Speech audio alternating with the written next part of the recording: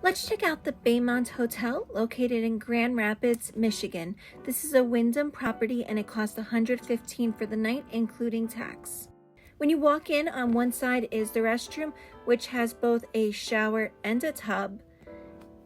And then across from here is actually where they have the sink area, which was a bit different than how other hotels are, but I really love how big the sink area is. The room also had a pretty large couch, however it was quite run down. And then for the bed, it was quite comfortable. The pillows were not as comfortable though. I felt like visually it just looked weird having such small pillows. Then there is a desk area. It's quite small, however it does have easy access to some outlets. The view from the room was of the parking lot, but I did like that it had some greenery and trees. And then the room also had an additional chair, fairly large size television, and a microwave and a fridge. Overall, this room wasn't the prettiest I've stayed at, but it was definitely functional. I'd recommend it.